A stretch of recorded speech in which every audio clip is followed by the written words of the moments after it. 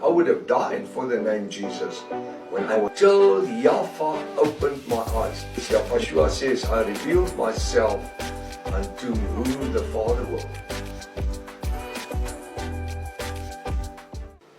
The next scripture will confirm exactly what I said. Also Isaiah, see my hands, heard the voice of the Lord, L-O-R-D, capital letters, Yah, or Yahshua. You see, when we see Yah, it refers to the Father, but Yahshua is the full name of the Son. And we must decide, we must let the Ruach reveal it unto us. Where does this fit in? Who's speaking to who? And Isaiah heard the voice of the Lord, Yahshua in brackets saying, whom shall I send? Note the words I singular. Yahshua. And in the next line, note the plural of the word us. And who will go for us? And if you pick it up, I'm going to read it again. And Isaiah heard the voice of the Lord, L-O-R-D, capital letters, Yahshua, saying, who shall I send? Note the word singular. Who shall I send? And in the next line, note the plural, the word us. And who will go for us? Who's the us? The Father and the Son. There in Genesis 1:26 to 29, the Father says, when he created everything, he spoke everything. He says, let us make man in our image. In the image of Yahweh, he made them man and woman. When he says, when Yahweh the Father says, let us make man, us. Who's the us?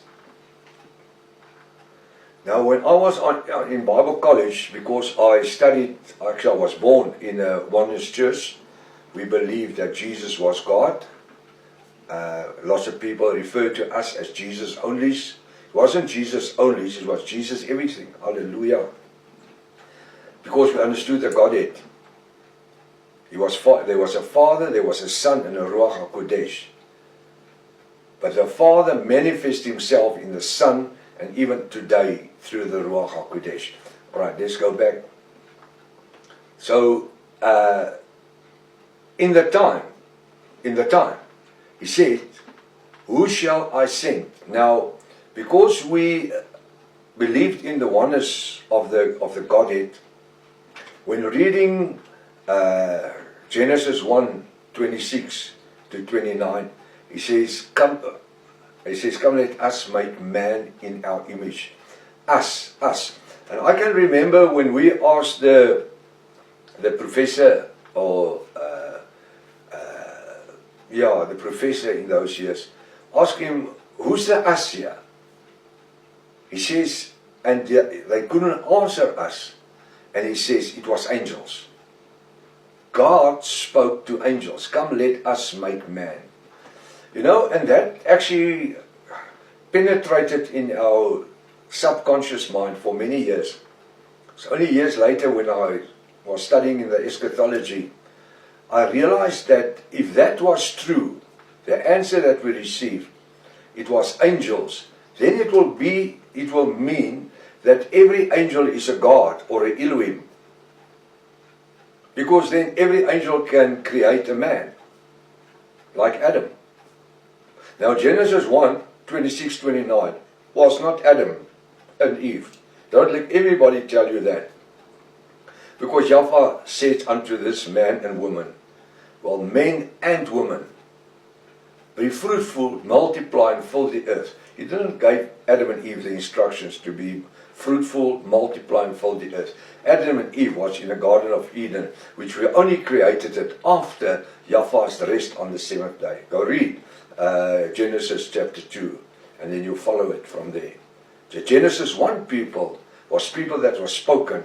The Genesis 2 people, Adam and Eve, was made with the hands of Yahweh. The sun and the moon was spoken, the stars, everything was spoken. It was created.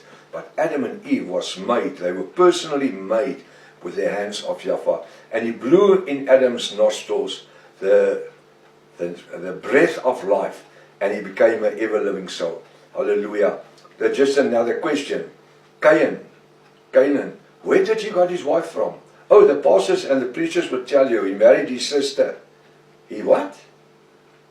After he killed his brother Abel, and Jaffa asked him, where's your brother Abel? He said, I'm not my brother's keeper. He said, go to the land north and the east and go find you a wife there.